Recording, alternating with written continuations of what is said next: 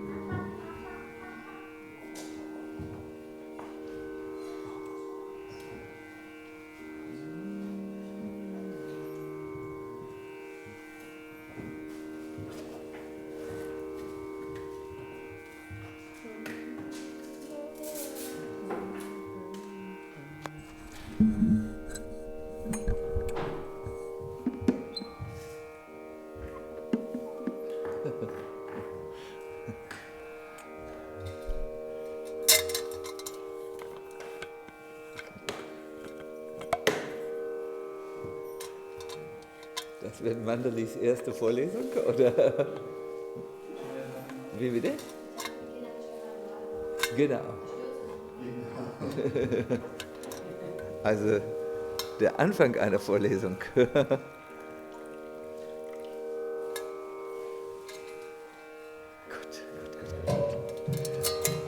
Bihari, meinst du, du kannst nachschenken, wenn es... bin ich gut mit dem Mikrofon hier, so an der Seite? Ist okay? Gut.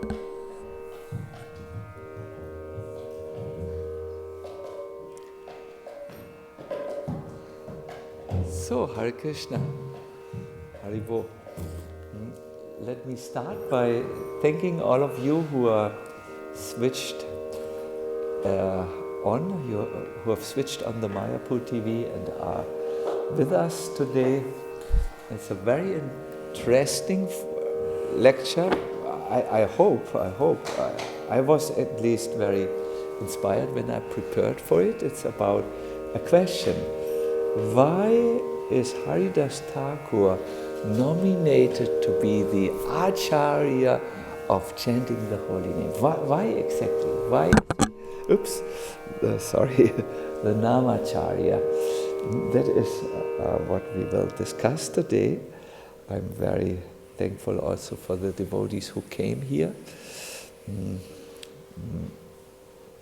Mostly they are devotees who live in Germany, but also our loyal, faithful couple from Poland is today again with us, Ananga Manjani and Ram Govind? Jai Ram. You know, you will all see this when you get old. You get these embarrassing letters by Yamaraj. And one is that your memory fails you in the most simple things. The last time I noticed it, I was chanting before with 6,000 devotees the Tulasi prayers. And I know the Tulasi prayers. I appreciate them. I love them. I know the translation of each line.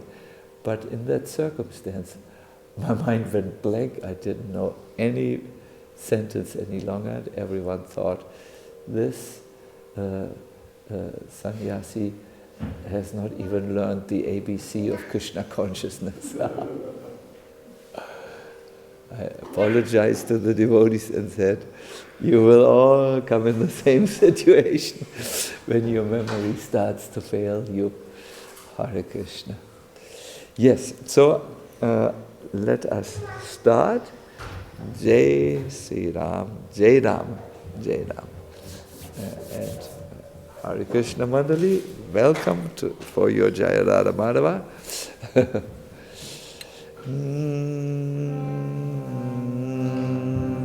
Jaya Radha Madhava Kunya Vihari Jaya Radha Madhava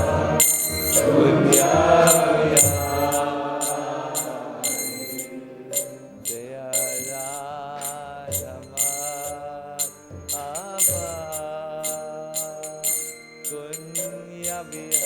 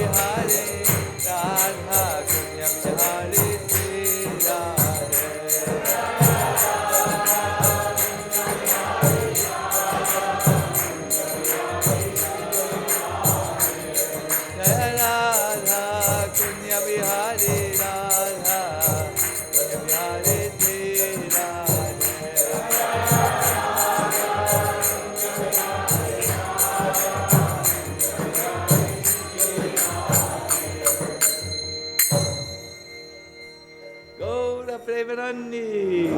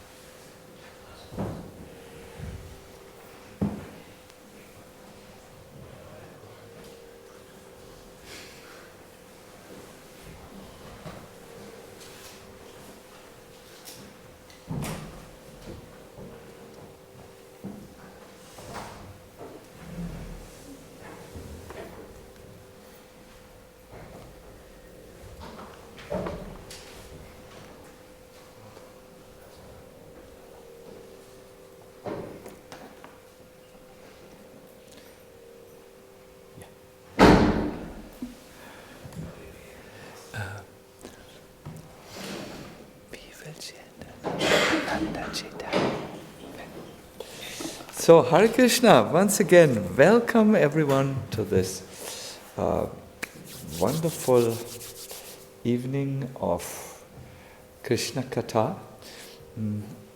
We hear in the scriptures that talk about God is only complete. Talk about Krishna is only complete when we talk also about his devotees. It is in the heart of the devotees where the unfallible and invisible Lord has left clear footsteps which serve as traces, Spuren, that if we follow them, we will find him. That's a great secret which I think our tradition has. It's sometimes difficult to see the Lord directly, but it is easy to see those whose life has been touched by them. And when we come in touch with these devotees, then very often a pure love of Krishna is given to us, even if we have no other qualifications than just coming in contact with the devotees. And it is through the eyes of love only that we can see Krishna.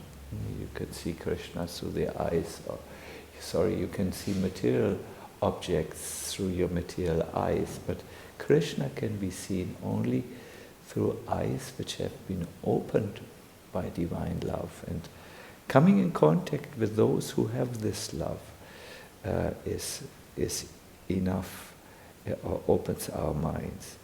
When you come in contact with a Kanishta Adhikari, that means a devotee who is still,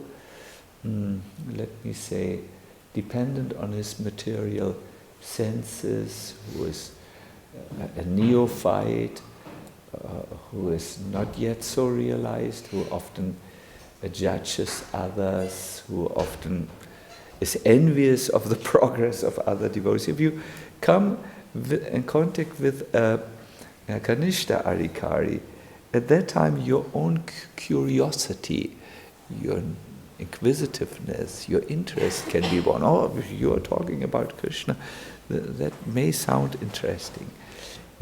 But you cannot go beyond curiosity in this context. If you come in contact with a Madhyam Adhikari, who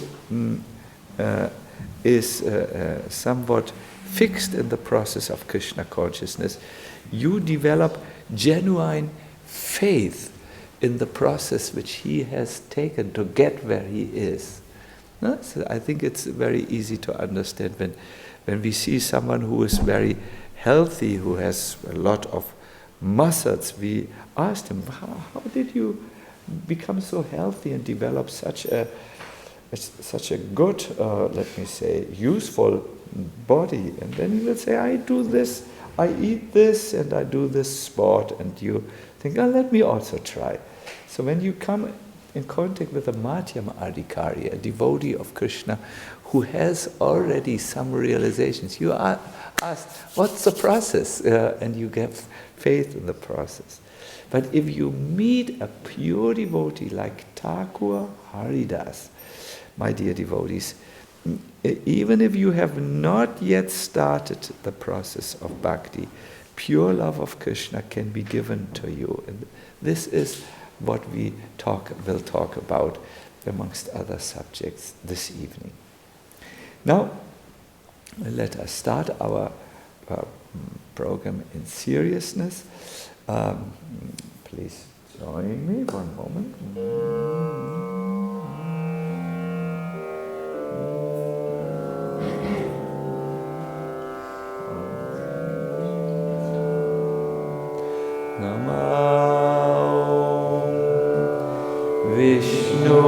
Vishnupadaya Krishna Vishaya Bhutale Srimate Bhakti Vedanta Swami Niti Namine Namaste Saraswati Deve Gauravani Bhajanine Nirvishesha Shunyavani Paschadhyani Satanine Sri Krishna Chaitanya Prabhu Nityananda Sri Advaita Gadadhara Sivasadi Gaurabhaktavinda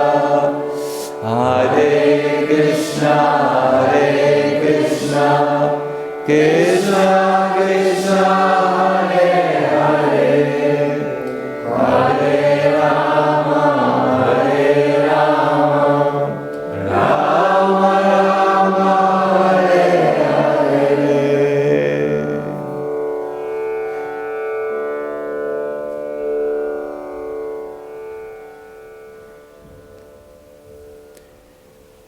When Sri Chaitanya Mahaprabhu took his appearance in this world, he was very well aware that the people, the general mass of people in the age of Kali, are not very qualified for great spiritual practices.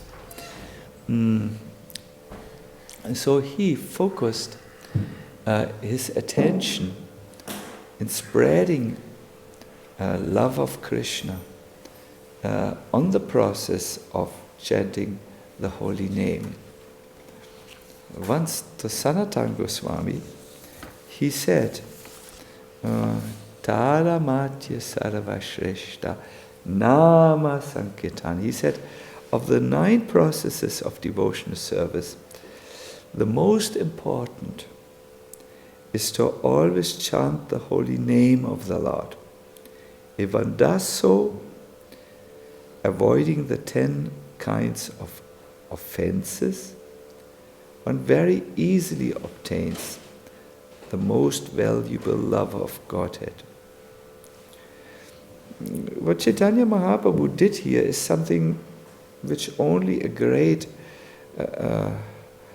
an avatar of God can do. There are 9 classical forms of devotional service, starting with hearing and chanting and meditating, worshipping. 9 processes which have the ability to give the adherent Krishna and ecstatic love of Krishna. But he said, in the age of Kali, it's most important to always chant the holy name of the Lord. He did not say forget all the other 9 processes, but he said it's enough, it's sufficient if you can chant always the holy name. He said only there must be there's one condition: you have to avoid the 10 kinds of offenses. He is reported to have said, I asked only 2 things of you. Do never criticize any Vaishnava and chant the holy name always. Then I personally will come and give you pure love of Krishna. I will give you this ecstatic love. This is a very simple, in other words. You must avoid something, which is the 10 offenses, which seem to, in Mahaprabhu's eyes, take residence in this one, where you hurt other devotees or offend them. Yeah, avoid that. Serve the Vaishnavas. That is better. And then, supply something that they can grow. Don't criticize them. That destroys them. Give something that they can grow. Huh? That is better. And then, if you chant, I will give you prema dhana, the most important gift, which is the divine gift. Because Namacharya Haridas comes from an Islamic culture, I want to give a hadith today about this divine gift, which is seen in all traditions.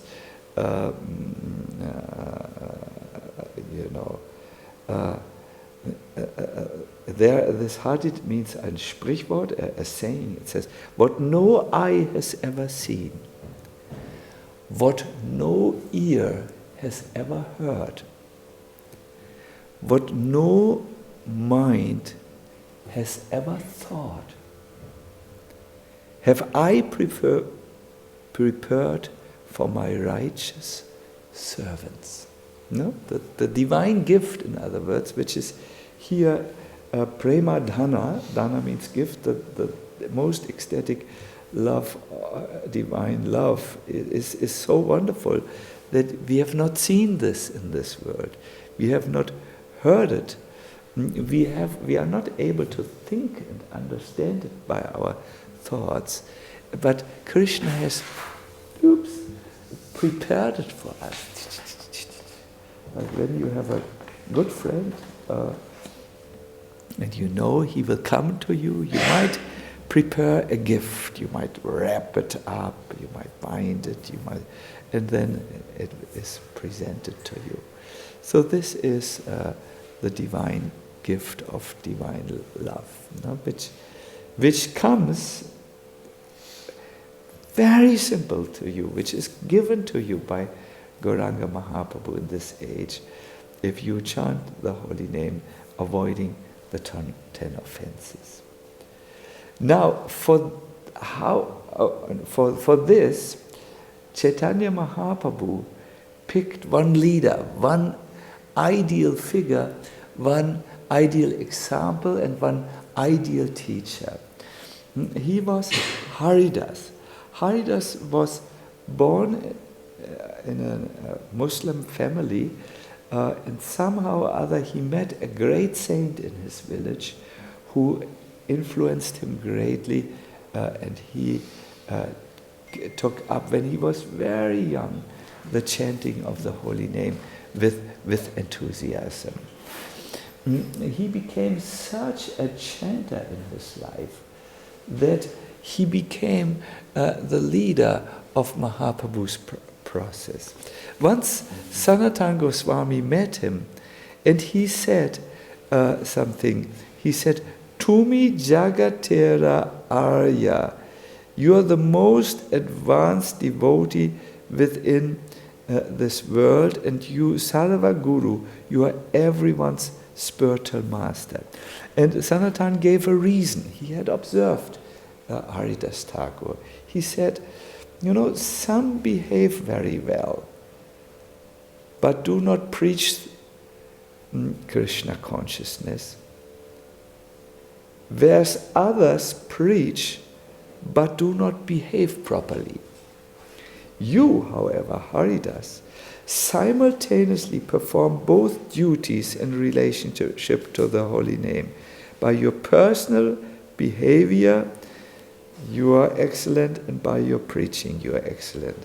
Therefore, this is my conclusion, you are the spiritual master of the entire world, for you are the most advanced devotee in this world. Let us stop a little bit Chaitanya Mahaprabhu expects from his devotees two things. They should go deep into Krishna consciousness themselves, and they should spread Krishna consciousness. Why is so much emphasis put on spreading Krishna consciousness, on preaching, on sharing? Well, you must know, as a spiritualist, you can go into a big trap that is self-absorption. You're always thinking about your own self and your own advancement and your own little pains and your own little worries. But it is good to realize you're not so important to the universe and to the world. You shouldn't take yourself overly serious and be absorbed. So this egoism, or ego, this function of the ego, just separating ourselves, that's what the ego does, from what all that is, and painting a little story, putting us in a box, can be effectively broken. You can effectively go out of this when you have compassion for all beings. I saw this yesterday. I had a difficult problem to solve yesterday, and it was concerning my life, and I had a few hours on this, and then came my time where I went on the internet and had an online symposium with a very nice scientist, really nice professor, who teaches many, very high posted. He has a few doctor titles. And it was about the subject matter, is transformation at all possible? And he brought new scientific discovery from a subject, epigenetics it's called, which according to his definition says that they have found out that certain influences which come from outside and from your own thinking help that from the vast information which is there in the genetic codex and which cannot be used by one human being, certain informations are picked and others are not picked. In other words, yes, by certain methods and influences, it is possible to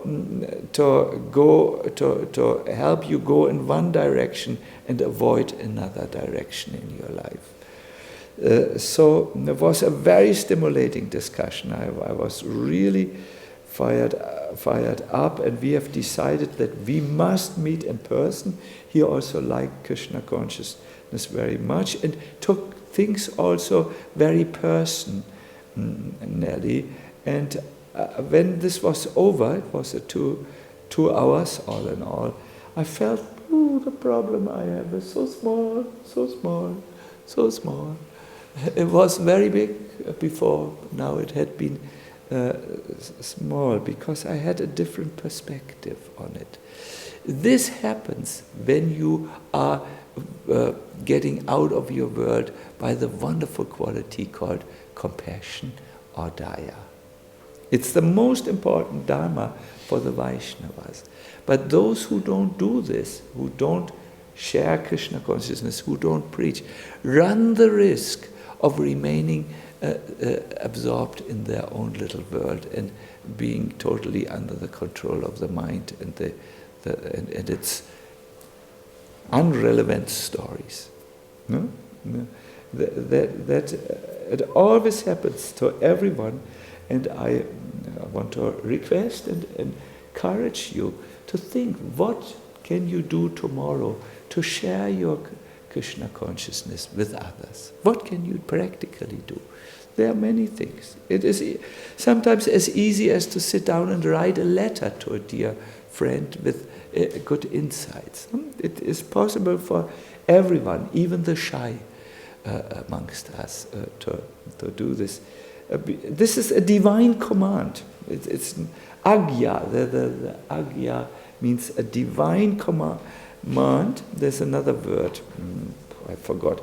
Something agya, the divine command of Mahaprabhu. You should go deep in your Krishna consciousness and don't forget to do something for the benefit of others.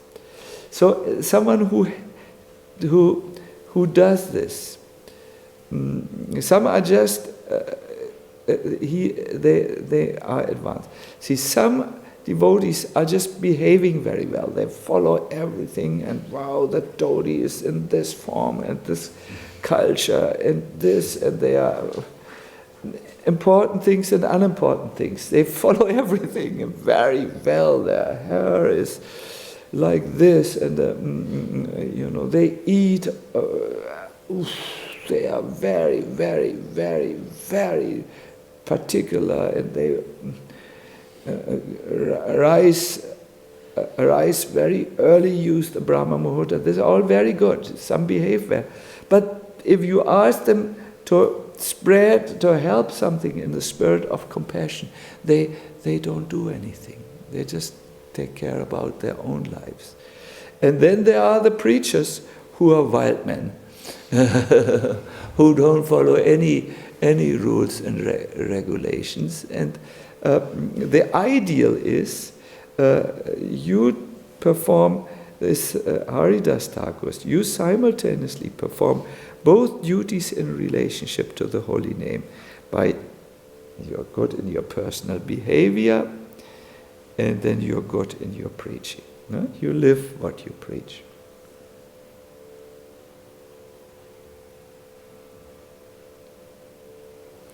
This, I think, is very important. If you look at Haridas Thakur's life, he himself chanted so many rounds the Hare Krishna Mantra, but he also found time to preach to fallen people like Jagai and Madai. We hear this, that he went with Nityananda on regular preaching rounds through Navadvip.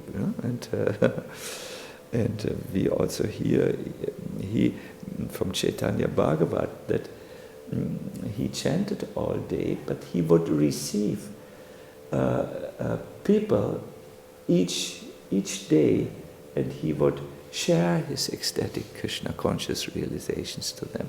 He lived at the bank of the Ganga, and there was a Steilküste, we say, like a Steilküste, what is it? It's like a cliff, and then there was a cave which had been dug by a crocodile. And there was a little path which you could take from the bank of the Ganga down into the crocodile hole. And he would be there, and he would receive people and speak to them. The Haridas Thakur did both things. He went himself very deep, and he, in a spirit of deep compassion, had time to help those who came in contact with him and give them. And this is, this shows the character of a saintly person. The character of a saintly person is like this. He feels happiness when he can see that he can serve others and make them happy. A demoniac person feels his happiness when he is living on the expense of others' happiness. When they, he's disturbed by their successes. Oh, I'm better than them. But a good saintly person wants that others move forward, and therefore they are doing something in a compassionate spirit to bring them to spiritual life. My dear devotees who watch this, make a plan, please, for tomorrow. Today the day has gone, and we ended in a very nice way by hearing about Haridas Thakur. But make a plan tomorrow how you can be of service, of benefit to others. It will really give your day a wonderful quality. Avoid the mistake of self-absorption, which kills you. It's like a strudel, often with a downward leading spiral. because we are in the age of Kali. We are all in danger. The best families, all of a sudden something unexpected can happen. But this is the influence which is surrounding us. It is good. So, but why this question might... Okay, so he is an ideal example, and therefore he is Namacharya. But there is another secret reason why he is the foremost teacher in Mahaprabhu's movement. He is showing that bhakti is beyond all categories. By the Vedic civilization, or the culture in which he lived, he was an enemy to society. He was, belonged to a different faith group. But still, he had bhakti, and that made him at once transcendental. There are many examples in the scriptures. I want to tell you two. Prahlad Maharaj is known as one of the greatest devotees, but he was born in the family of a demon. Hanuman is a monkey, but he's the greatest devotee because he had bhakti to Lord Ram. He showed that once when he gave people a glimpse into his heart, and they all could see there were only Sita and Ram, where normal people have their fear heads for heart chambers, Haridas Thakur was so saintly that devatas came down and wanted to touch him shyly. And Mother Ganga went over her embankment just to embrace Haridas and hope that he would immerse his body in her waters. Even, my dear devotees, Haridas Thakur is so powerful, even if one sees a person who has taken shelter in Haridas, one is delivered from material existence. When I met Kanupriya, when she was young and the world was young, we talked about one amazing German healer called Bruno Göring. We discussed about Bruno Göring, I still remember. Bruno Göring was extremely powerful. He would sometimes go on his balcony, his neck would swell when he would have a lot of healing energy, and then he would heal people, sometimes 50,000. 50,000, is it, do I remember correct? 30,000, yeah, 30,000 is 30,000 at once. They were carried on stretchers to an open field, and he would come out.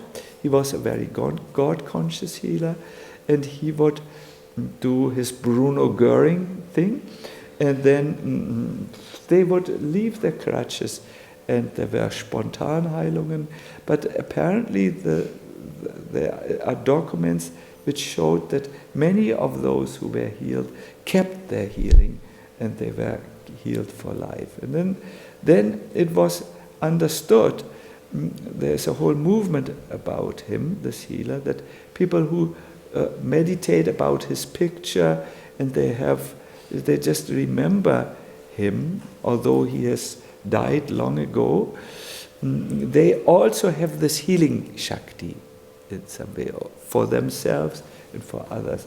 So even if you, someone who has a contact with someone who is powerful in something, he feels the effect. So when you have someone who takes shelter in Haridas Thakur, if you just see him, maybe it's a devotee who has a little deity of Haridas, or maybe it's a devotee who chants the pranam mantra to Haridas before he chants his mantra. You will feel some of the Shakti which emanates from Haridas Thakur, and that means you are delivered from your material existence. Wow! This is something. Haridas Thakur is so powerful. Even over the time, he can give us his Shakti, his shelter. This is, therefore, all the, and there is this, so he wants to prove that Bhakti is beyond all categories, and he also wants to show that the Yuga Dharma of chanting the holy names is accessible to all, that is, everyone, no matter in what family he's born, what disqualifications he has, what problems he carries. If he takes shelter in the Yuga Dharma of chanting the holy name, then at that time it is very, very, very much guaranteed that he can transcend his material existence.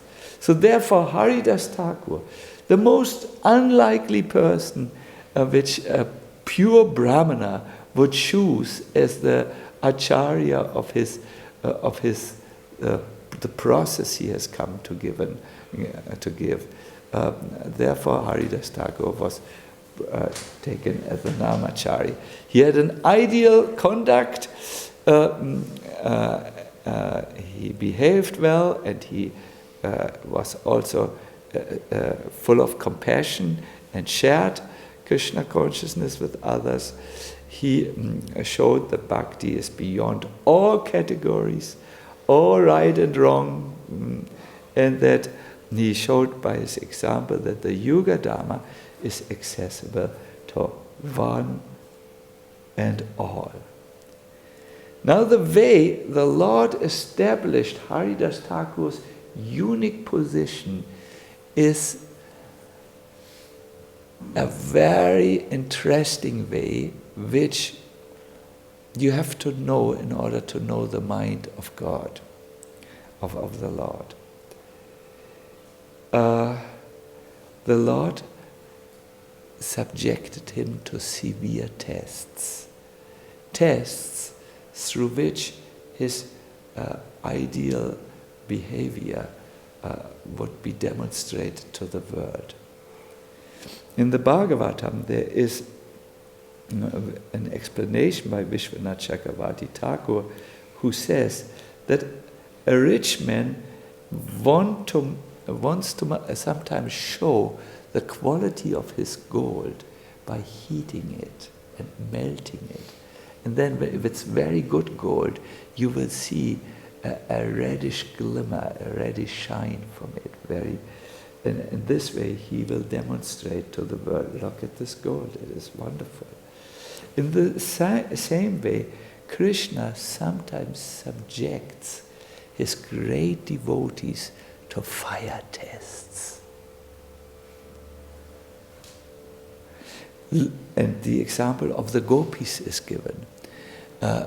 Krishna left them in Vrindavan, went to the town of Mathura, and in the separation, the way the gopis conducted their spiritual life, it was so exemplary that Uddhava, the great Kshatriya, wanted to become their servant and wanted to just become a speck of dust.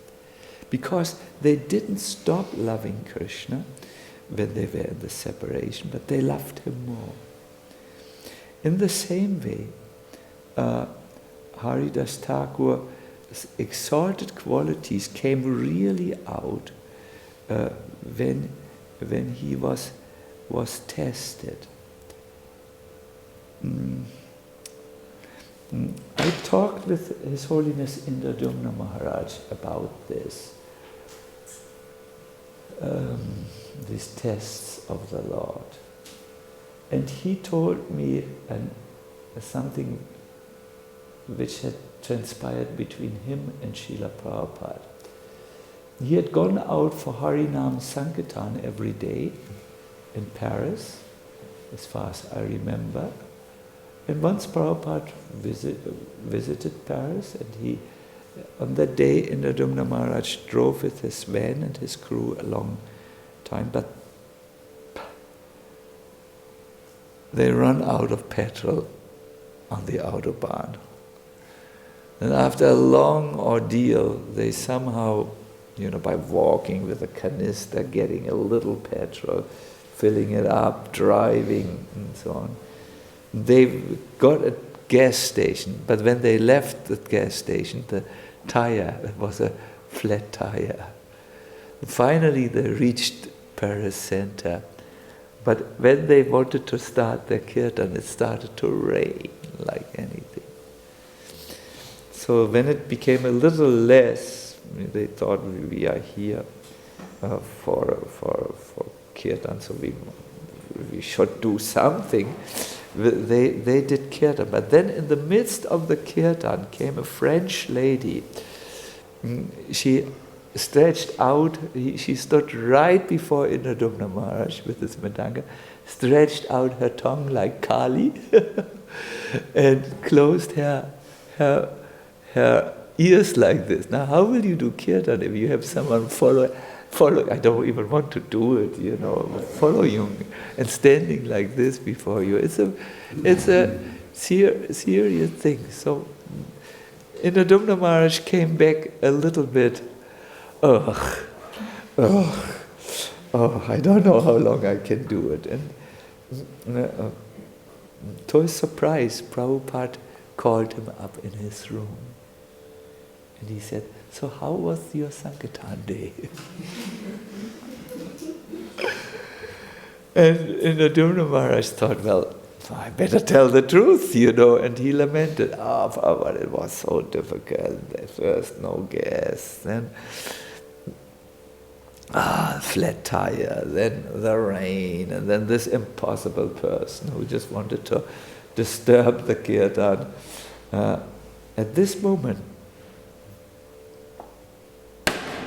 Prabhupada was taking his fist like this on the table and said, "Who told you that sharing Krishna consciousness is easy?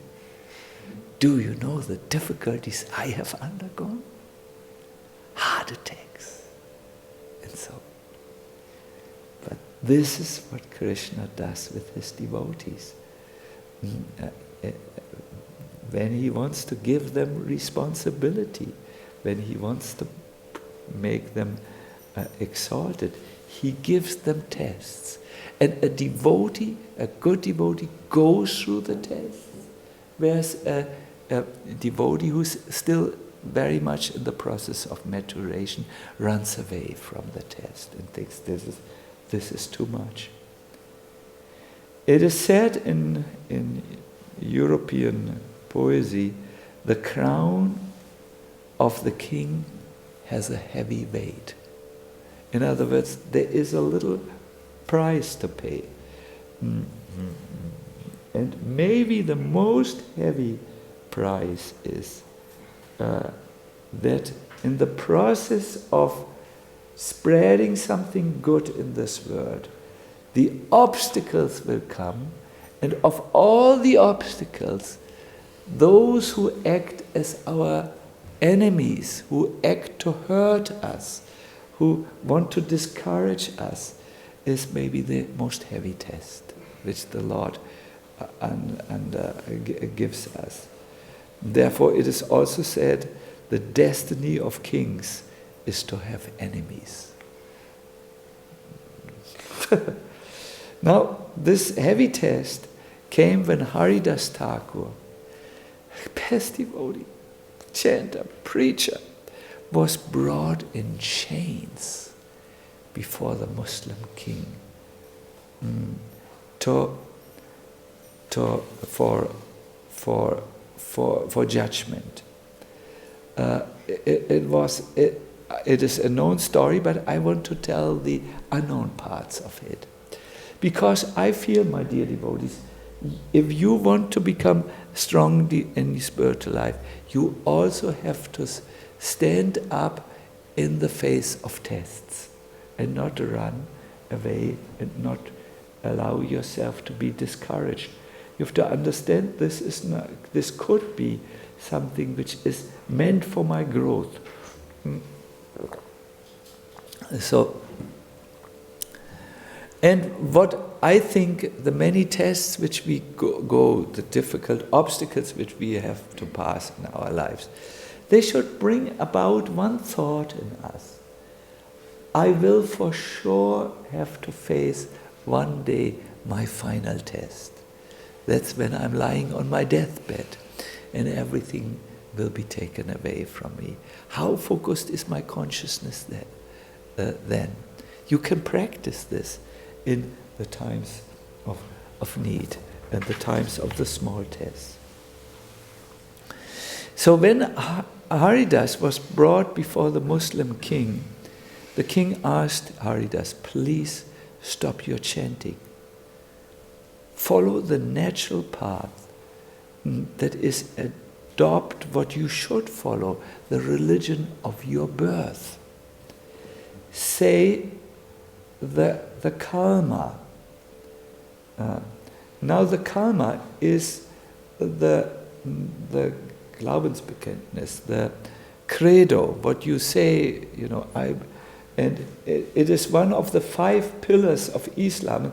And I want you to know, first of all, what the Kalma is, and then the other 5 pillars, because it is very important to understand what transpires here.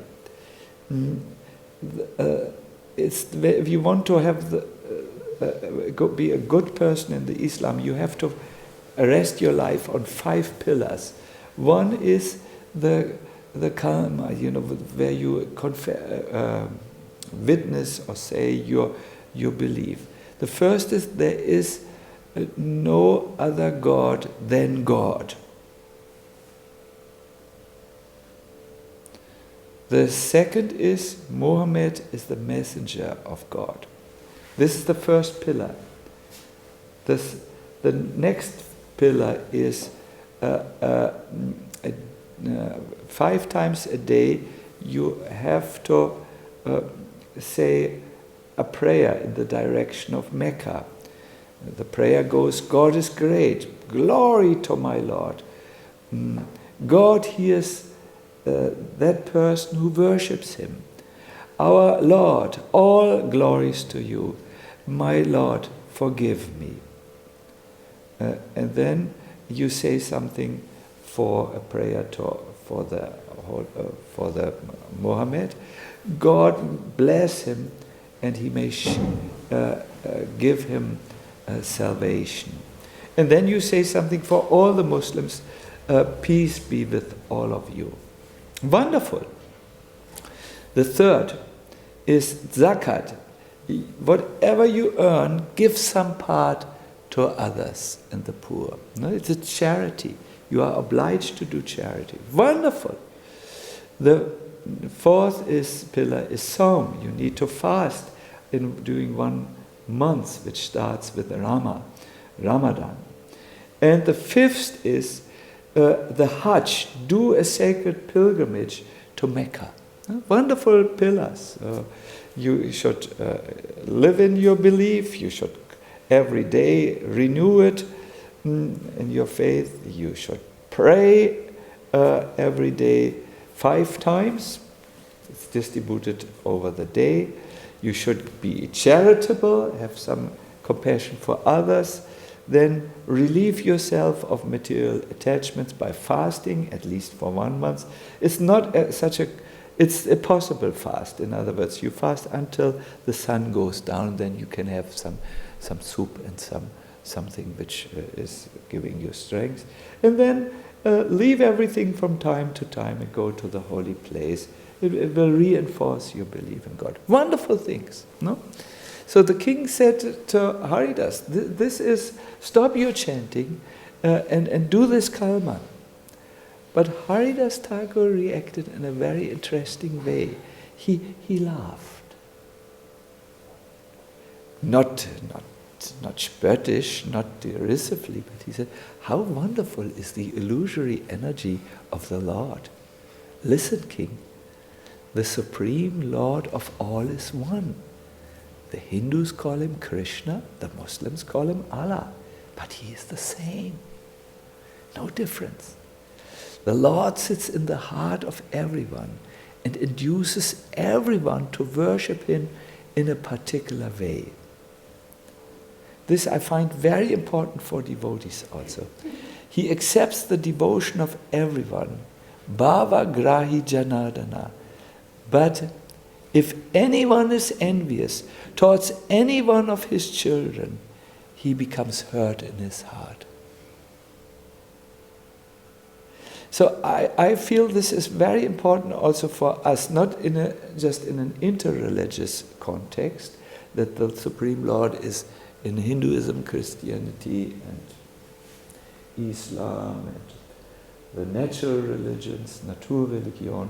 He's one, and he inspires everyone to take up a certain form of worship. But it is also very important amongst devotees. He inspires someone to focus on kirtan more. He inspires another devotee to focus more on archana, on worshipping him in his deity form. He inspires another devotee to worship him through reading. And we should not judge. Then the Lord is unhappy with us, because he loves each one of his children and accepts them how they come.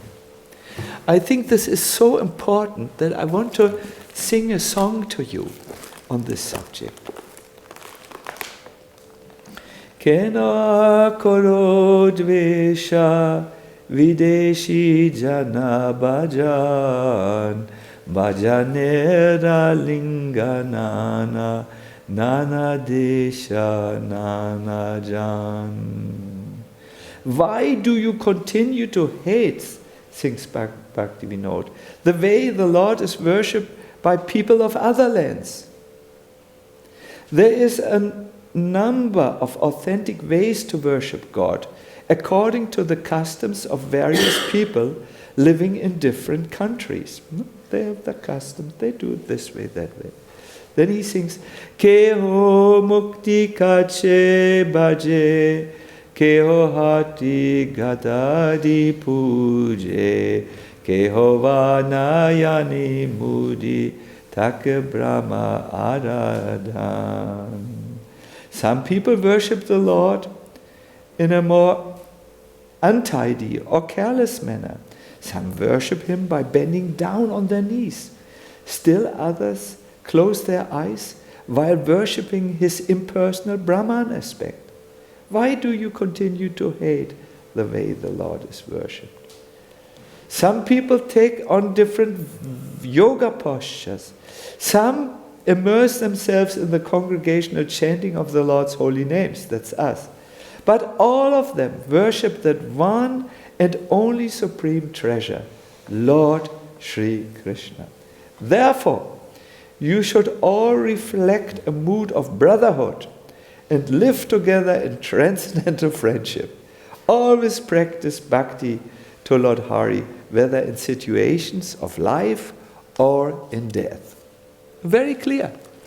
Very wonderful. So Haridas comes from this background, this belief. He says to the king, why do you make a difference? This is only the influence of the illusory energy. And I think it is here where we find the root of narrow-mindedness. Narrow-mindedness is when you see only the externals of someone's behavior and make distinctions and judgments.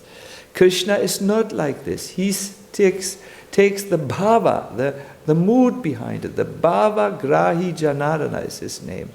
And to become a mature devotee and stop being a kanishta, a devotee has to see the inner mood behind someone. What is his intention? What does he want to express? What is driving him?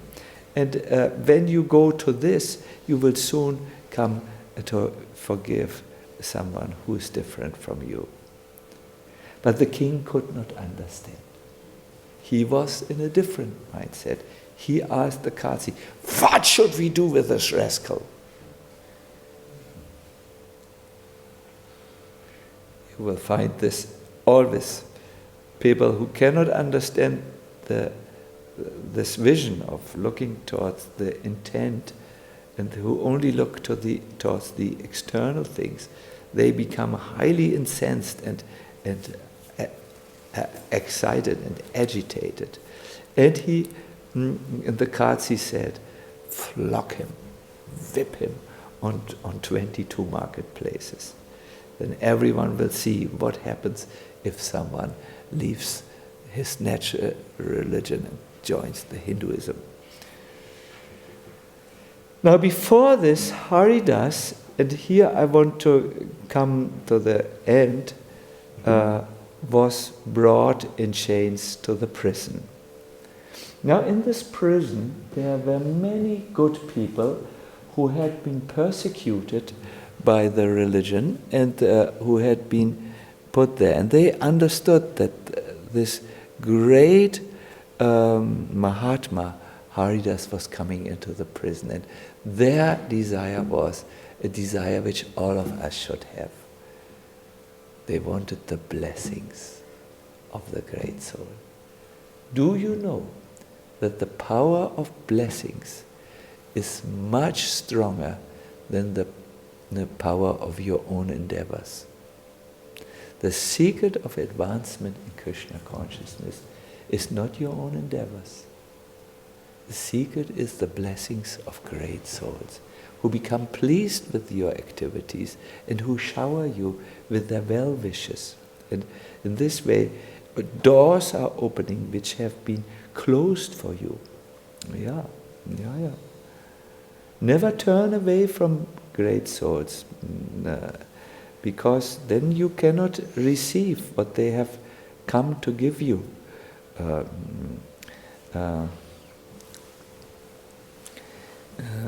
So the prisoners thought, there's Mahatma Haridas, if he comes into this prison, we will beg for his blessings.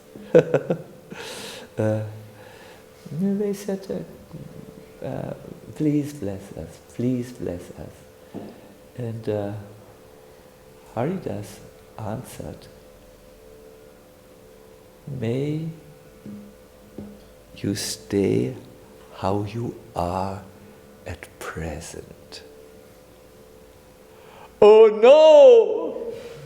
They said, are you condemning us to stay in this prison with this bad food and all the rats and all the diseases and death until we also die? And Haridas then smiled and said, you did not understand my blessings. I'm saying at the present moment, because there are no distractions in your life, your minds are fixed on Krishna. When you move out of prison, you will be distracted again by the material energy. Therefore, I wanted to say, remain always in this mood where your mind is focused on Krishna. May I ask you, how often do you think of Krishna in the day? 1 time, 2 times? Is he maybe always there in the background? Would it maybe be better for you to read something or hear something directly about Krishna every day? Could that help you? Please think about this question. Haridas Thakur's blessings is, may you remain as you are present. Because we have there's a saying, when there is an emergency, we all turn to God.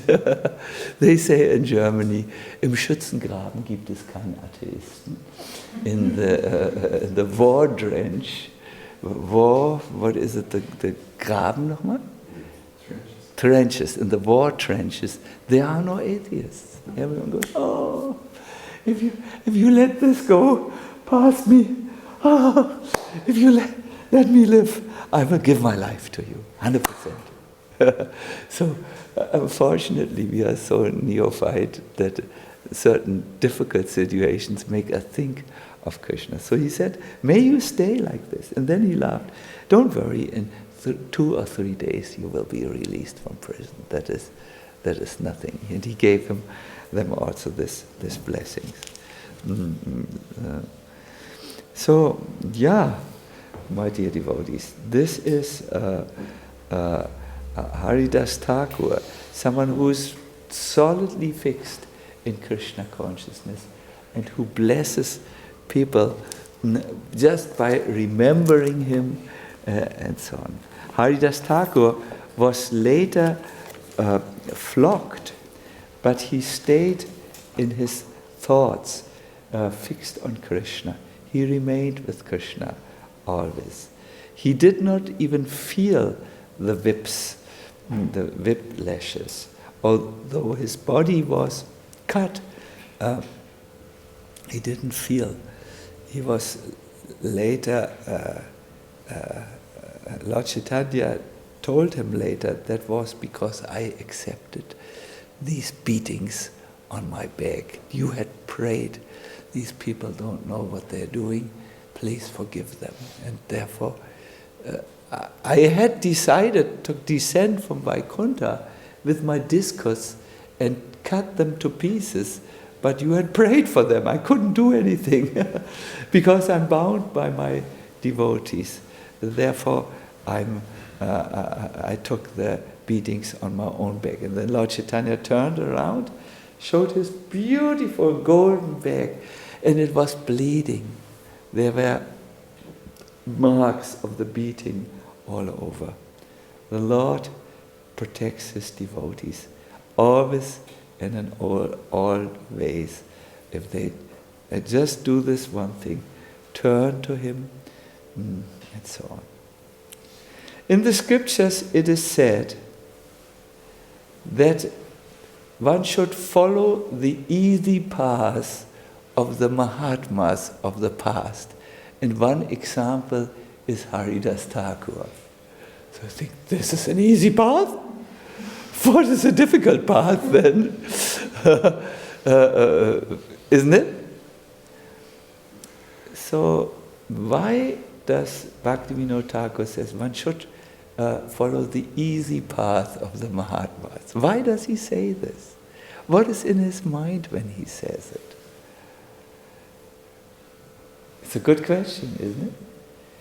Well, we always know that there is a difference between imitating, that is anusharan, and anukaran, that means following the example. And if you want to follow someone and not imitate him, you have to isolate what are the principles of his life. These principles are always true, right?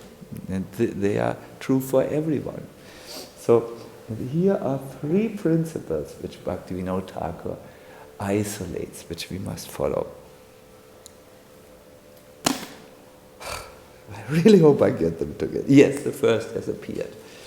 Determination. Never give up, Muniraj. Always pick yourself up and move on and on and on. Determination on your part.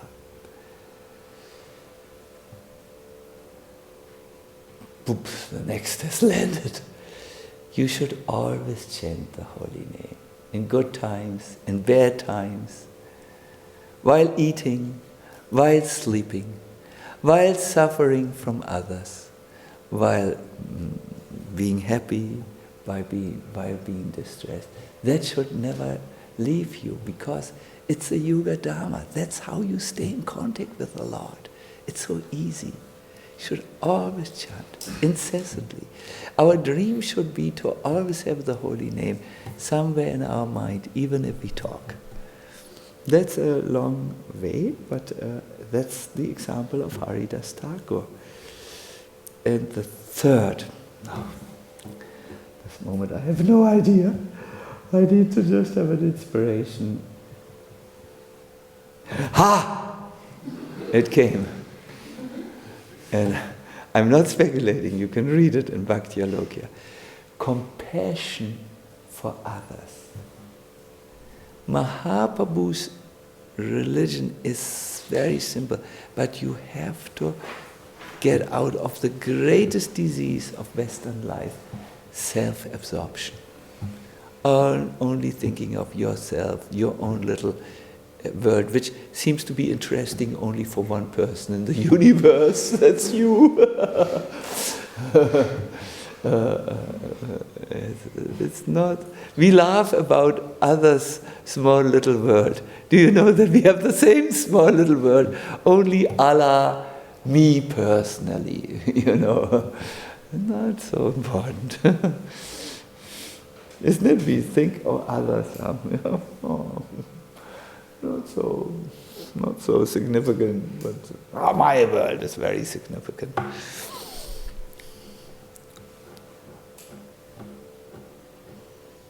Compassion for others helps us to get out of this little mental prison. Yeah, this is what I wanted to say about Haridas Thakur. Great example, Acharya, dearest devotee, dear devotee. Don't think we can say dearest, the Lord loves all his devotees. Who has given us such a hope, who has given us the holy name. And I want to encourage you. You have now listened to another lecture in the Gauralila evening. Think what principles you can draw out of this wonderful example and follow his example, and your life will be sublime. I wanted to conclude. I have fear that I will go over the time, but no, we'll be perfectly in time. I wanted to say that I will go on a sacred pilgrimage myself, which starts on Friday. I will go with Gaur Krishna to Ljubljana, where we have some very nice preaching events, public preaching, TV. We are in the TV. We become now famous. We are called the Gaur Krishna Bhajan Band. And we are just on our breakthrough. And then we will continue to Vrindavan, where I will first, because I was a very strenuous year, I will first do a little curing, Ayurvedic curing, and then go to Vrindavan to chant extra rounds, and then I will help to give 2 international retreats, the Govardhan retreats. And then I hope to return in one piece. No, that I will in maybe December or beginning of December, and be again here in the West. But I'm now thinking, as I'm going to Vrindavan, about something which I would like to give as my present to you.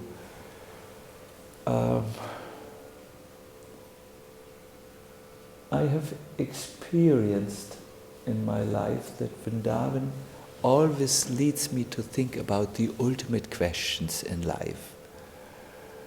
And because I have gone a few times to Vrindavan, now not a few times, many times, I am very eager to go to these ultimate thoughts in my service or in my life as a devotee of Krishna. And ultimate thoughts means just thinking about, this was the year now, my Lord, I'm presenting this year to you. It was my attempt to serve you in the West. And it's like reporting home, where the Lord is. And as I'm preparing to find my glowing yes for this pilgrimage, which will make it unique, I don't just want to automatically go, I want to have an inner mission. I stumbled about something which I wish to share with you. You know, I'm a lover of poesy, amongst other things. And there's one poem which was once given to me at my birthday. It says, "My dear Lord, I was a black ant in a dark universe on a black stone, but you found me." I feel very much that is the story of all of us. We are conditioned souls in the cycle of birth and death. But somehow Krishna in His mercy found us and touched our heart. As a disciple, I always think this credit goes entirely to my spiritual master who somehow brought Krishna into my life. And I have found, just in preparing this pilgrimage, a song by Haridas Thakur where he expresses what was expressed in the earlier poem, a well-known poem, I think, in poesy lovers' mind. He expressed it in the Gaudiya Vaishnav way. He said, "By the fault of my own karma, I have fallen into the ocean of birth and death. How long must I struggle to keep from drowning? I'm near to drowning. How long can I still struggle? Swimming and swimming, I cannot find the end of this ocean. The huge ocean of birth and death has no end. Drowning, I screamed, 'Someone, please, someone, save me.' At that moment, you heard me and you came. I knew you could take me to the shore. The seed of hope was planted within me." Maybe you also know this from your life. Someone, something, is there someone? I know it started with me as a child when I looked into the starlit night sky over the island where I resided. Now, is there someone there? Maybe a little boy who looks at planet Earth like I look at out in the universe, but that boy cannot help me, just like I can't help me. Is there a Lord out there? I screamed, "Someone save me." At that moment you came. The seed of hope was planted within me. O merciful Lord Krishna, now you have found me. O merciful Lord, I will never leave you. O merciful Lord, now you have found Bhakti Vinod, who is worthless like a pile of ashes, and who desperately needs your mercy. I think it is this spirit which sometimes gets covered over while we are in the West. that desperate, that longing, that inspiration, that being alive. My dear devotees, you should say in your life, now a new life comes. I'm tired of wearing the strange masks which I have worn so long. I'm tired of living the life of someone else. I am now calling out for your help.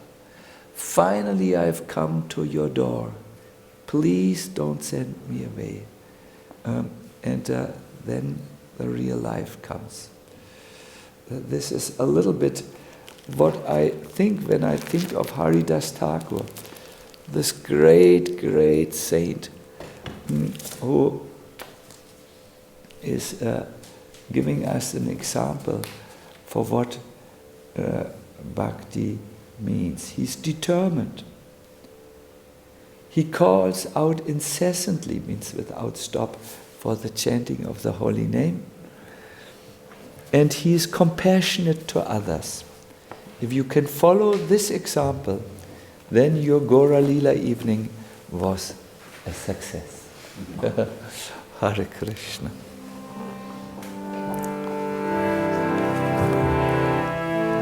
Muniraj, ein bisschen leiser am Anfang.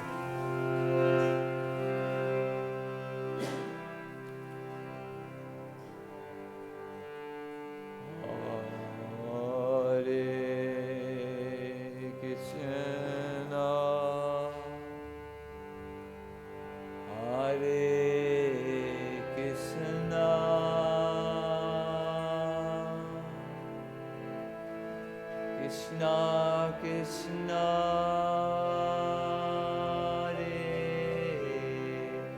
Hare Hare,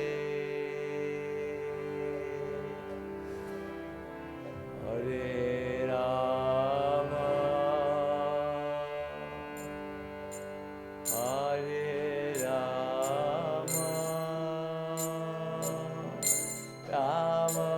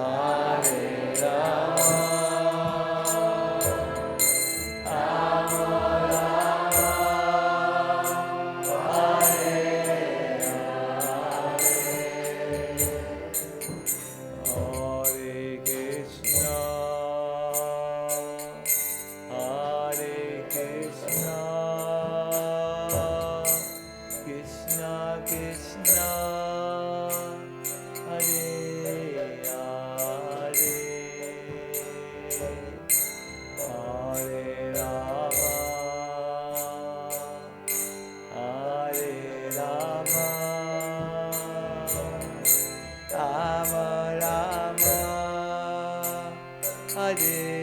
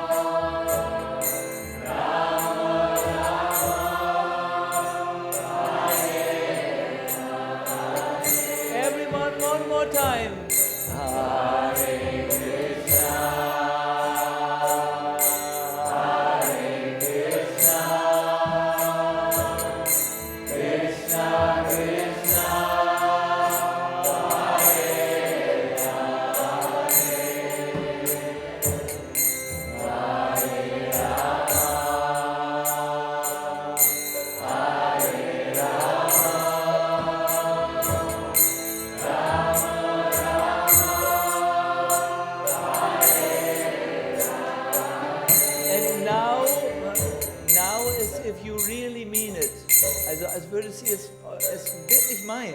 There's no Unterschied. Hare Krishna, Hare Krishna, Krishna Krishna, Hare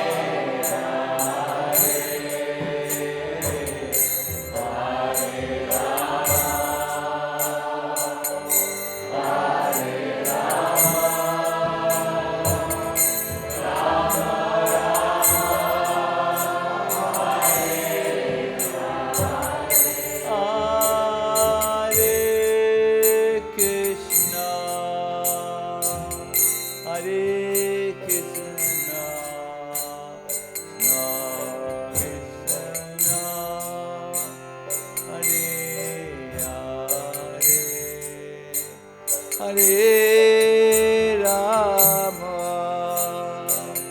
Hare Hare Rama, Hare Rama, Rama Rama, Hare Hare, Hare Krishna,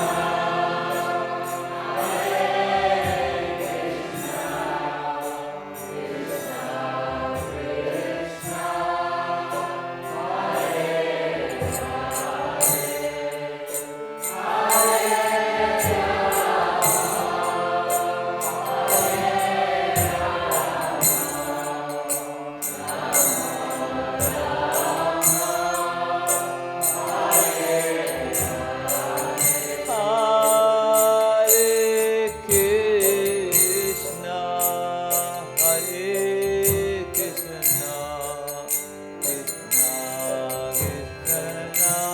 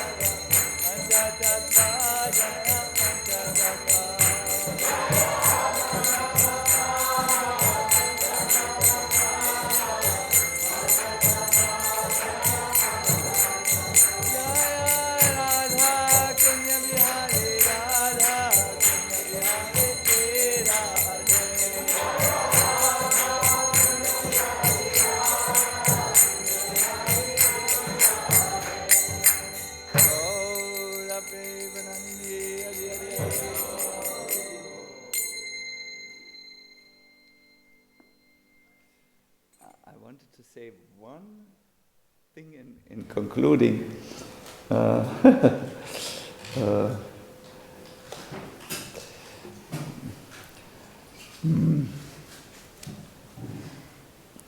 When Indrajumna Maharaj in that room in Paris was about to leave, Prabhupada said, one thing more. What did you do with that lady who stood before the kirtan with her tongue outstretched and her fingers in the ear? Indrajumna Maharaj said, nothing. What could we do? And then Prabhupada said, you should have come from behind very softly and have pulled the fingers out of the ear because it's good for her if she chants the holy name. And you should have said to her, please chant. So you can see that mindset of trying to do good for others is a very important point of Haridas Thakur's glorious example. And we as a, he wanted to make a principle clear, think of the good of others. Krishna.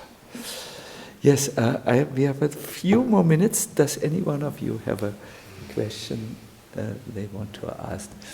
I see Prema Mayurati, yes?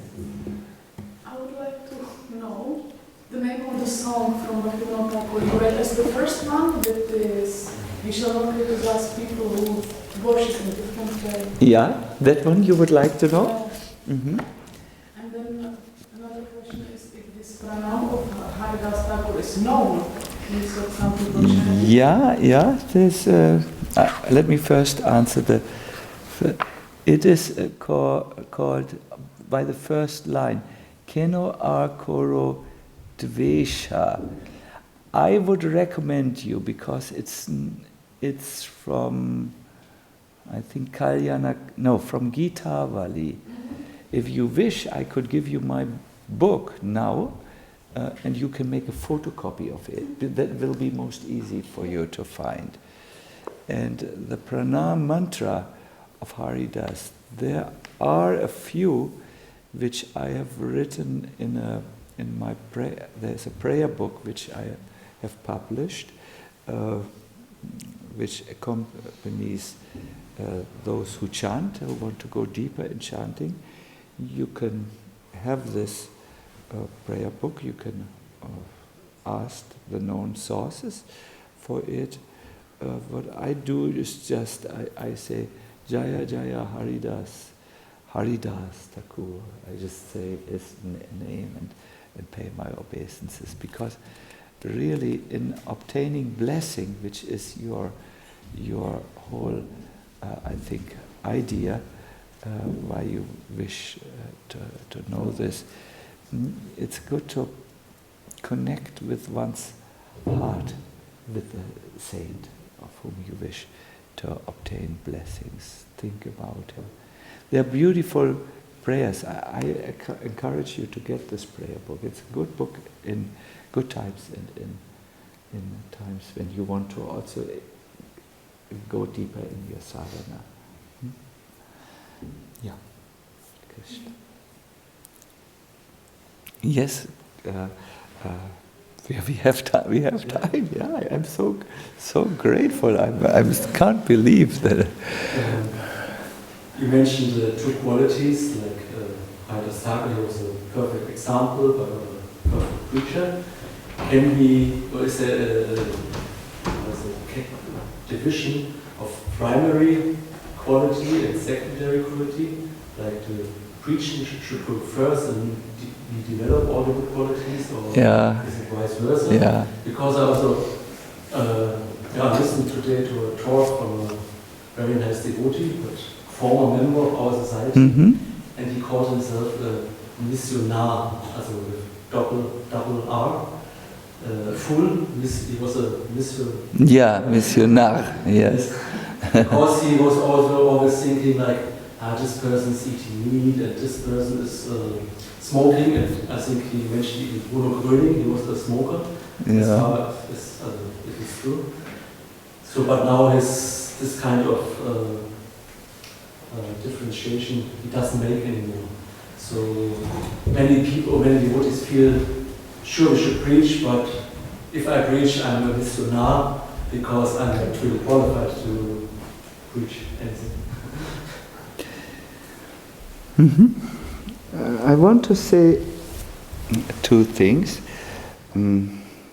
but because we are on the internet space, I want to be very clear. I have not made advertisement for Bruno Gröning. I gave an example that in this world we see people who are connected with someone, they also get some energy. So if you connect with Haridas Thakur, you can actually also get some energy. I need to make it clear because I'm a public figure and I'm watched carefully by devotees who sometimes do not listen very intently to everything, so it may be good to have that. About preaching. You started your question by saying, by quoting this verse from Sanatana Goswami, that his behavior was very good, but his sharing was also good. There is, amongst all the qualities which a devotee can develop, one quality from which all other good qualities will come. And you will see that this is also very relevant to someone who wants to preach and not be that type of person which the devotees correctly objects to. That quality from which all other qualities derive their life and their meaning and their essential quality is taking shelter in Krishna. Krishna Sharana. This is discussed by Krishnadas Kaviraj Goswami, who mentions 24 qualities of a devotee, and there's this one, Krishna Sharana, which gives sense and meaning to all other qualities. So a devotee who has taken shelter in Krishna, when such a devotee preaches, it looks different from a devotee who is just doing this to show his strength in argument, he may have a hateful mentality, everyone is nonsense, and so on. A devotee who has taken shelter in Krishna will be able to preach from that best place from where true benefit comes, that is compassion to other beings.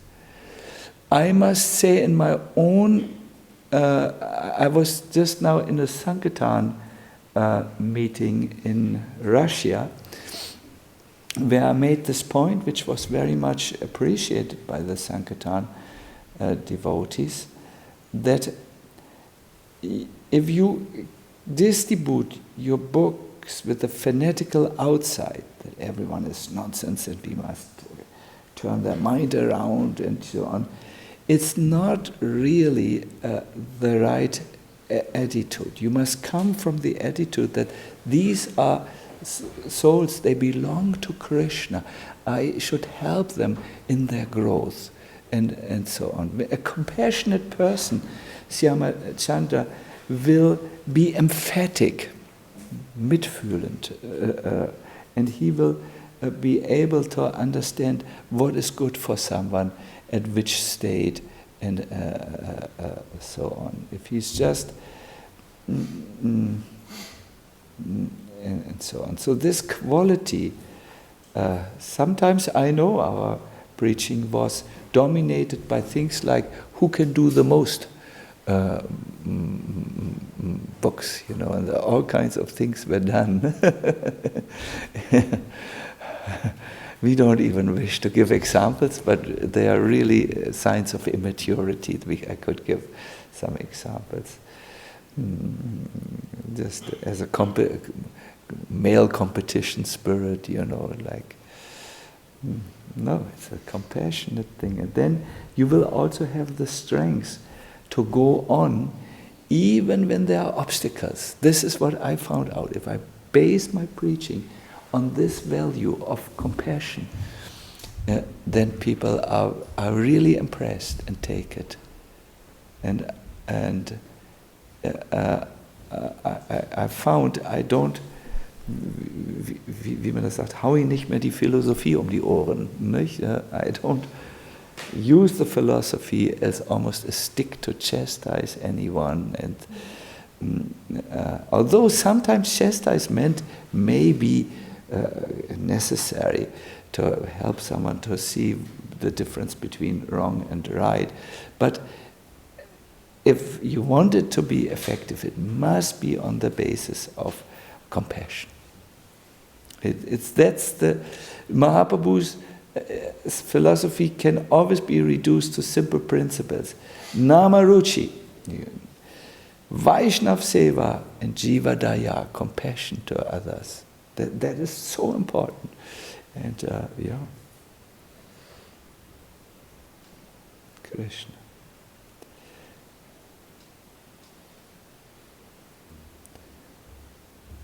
I just read an article by some other tradition. I mean, I had to comment on this, and it said when people are in prison, the best welfare work for them is to help them get out.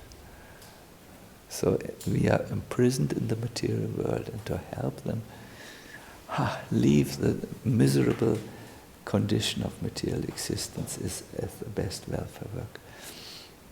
But it must be done with a spirit of compassion. Otherwise, good things can turn into bad things, and they are not useful for the people. They don't benefit. My dear everyone, those who are here and those who are in the camera, I have been requested to end on time because we have children here who need to go to school tomorrow, and we should end on time, and I want to respect this. So I thank all of you very much. I see you at the next Gauralila evening, which will be sometimes in December again. If you want to have association, please all come to Vrindavan, to the Govardhan retreat. There is still a place at the valley of Giriraj. Hare Krishna.